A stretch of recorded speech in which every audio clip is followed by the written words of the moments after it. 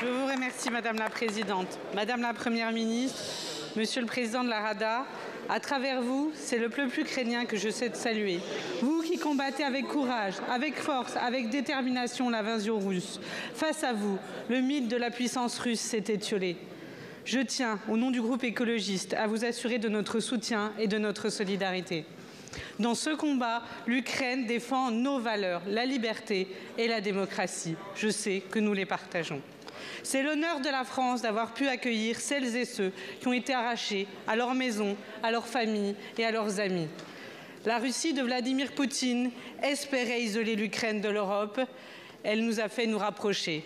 Nos peuples n'ont jamais été aussi liés et demain l'Ukraine, une Ukraine qui aura retrouvé son intégrité territoriale, sera pleinement membre de l'Union européenne. Face au retour de la guerre, l'Union européenne n'a pas failli. Des sanctions ont été prises. La solidarité internationale européenne et française s'est organisée pour fournir de l'aide humanitaire et du matériel militaire. Cette solidarité est indispensable à la victoire. La stratégie de la Russie est de priver l'Ukraine et les Ukrainiens de tout. La Russie les prive d'énergie, elle les prive de soins, elle les prive d'eau potable et elle veut également les priver d'avenir. Car c'est un lieu commun, mais c'est tellement vrai qu'il faut le rappeler, la guerre brise des vies. C'est tout un peuple qui subit les bombardements, les tortures, les viols et la mort. La guerre empoisonne les terres.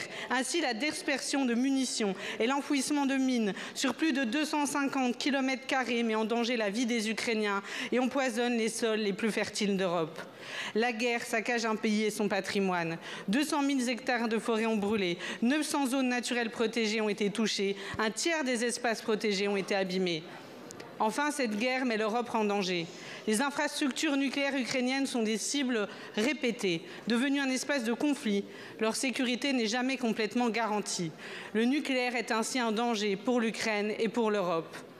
Le nucléaire est également une arme d'influence. Dans un monde incertain, l'indépendance, et notamment l'indépendance énergétique, est cruciale. Pendant des années, nous avons fait de Poutine un partenaire politique dans nos relations internationales en raison de notre dépendance aux énergies fossiles. Aujourd'hui, l'uranium russe peut toujours être un outil de chantage de la part de la Russie par l'intermédiaire de l'entreprise Rosatom. Nous devons mettre un terme à tout ce qui nous contraint à la dépendance envers la Russie. Madame la Première ministre, alors comment comptez-vous libérer la France de ce levier d'influence russe alors que l'uranium a été exclu de l'embargo décidé à l'encontre de la Russie? Comptez-vous enfin émanciper la France de ses fournisseurs d'uranium autoritaires?